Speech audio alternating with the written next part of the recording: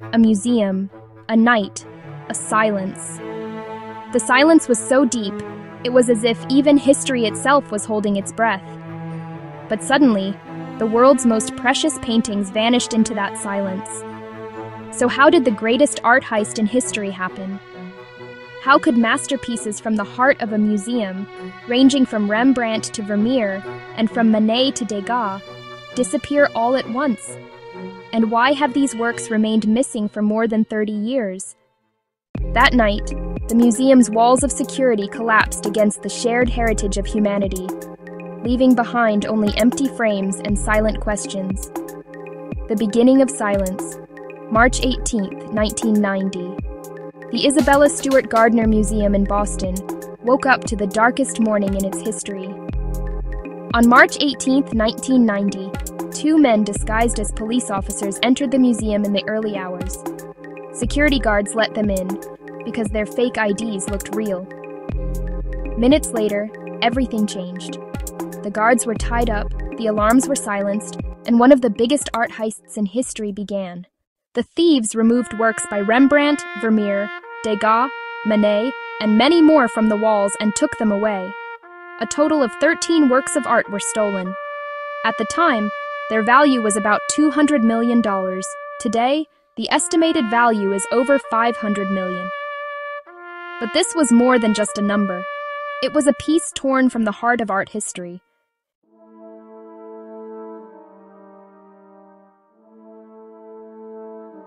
Among the stolen works that night was Rembrandt's masterpiece, The Storm on the Sea of Galilee, the artist's only known seascape. Also missing were Rembrandt's A Lady and Gentleman in Black, Vermeer's unique The Concert, Manet's Chez Tortoni, and several Degas sketches. A Napoleonic eagle finial and a 13th century Chinese bronze vase were also among the missing items. These works were not just aesthetically important, but also among the rarest witnesses in the history of humanity. Each was proof of the immortality of art. How this heist could be so perfect is still debated. The two thieves got into the museum and disabled the alarm system so easily that it raised suspicions of inside help.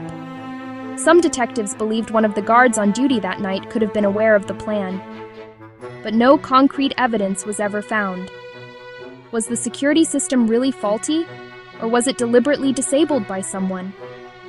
The answer to this question, like the stolen paintings, remains missing.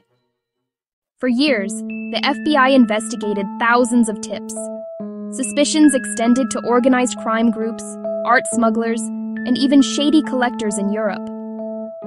Some reports suggested the paintings circulated around Connecticut and Philadelphia.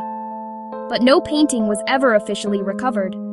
According to FBI records, none of the stolen works have ever been found. Only rumors remain.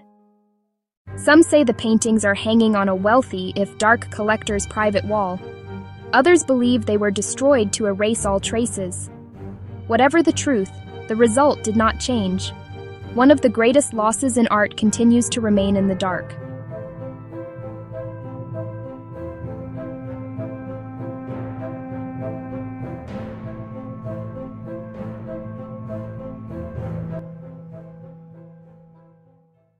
While the works are valued at over $500 million, the real loss is the loss of cultural heritage. A painting is not just paint and canvas, it is a memory of human history. Rembrandt's brushstrokes, Vermeer's dialogue with light, Manet's courage, all of them disappeared into darkness one by one that night. The Gardner Museum decided to leave the stolen works places empty. Those empty frames symbolized not only loss, but also a kind of shame. Every visitor looking at those walls asked the same question: where did these paintings go? And perhaps the answer to that question was buried in history, never to be given. Motivation, money, or something else. Many theories suggest that this heist was not only financially motivated. Some art crime experts say there could be a deeper reason behind it: to possess art as a symbol of power. Perhaps the stolen paintings adorned not a collector's wall, but their ego.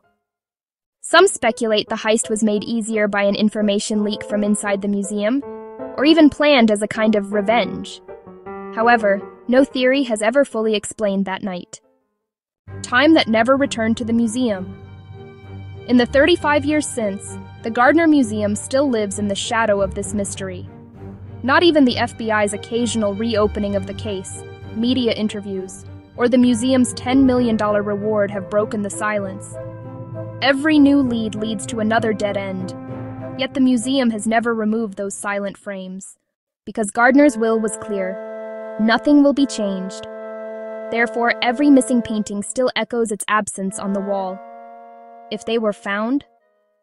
Imagine for a moment, if those paintings are ever found, would it be possible to display them again? Experts say artworks kept hidden for years could have been severely damaged by changes in light, humidity, and temperature. Some pieces could be saved, others never returned to their original state. But even if all were recovered, the shadow of that night would remain over the art world. Because the Gardner heist was not just a theft, it was a loss of memory. Today, visitors to the Gardner Museum, looking at the empty frames on the walls, see not only missing artworks, but a human tragedy. Those frames symbolize that the concept of security and the belief in the sanctity of art are no longer the same. The museum still stands, but every wall lingers like a silent question.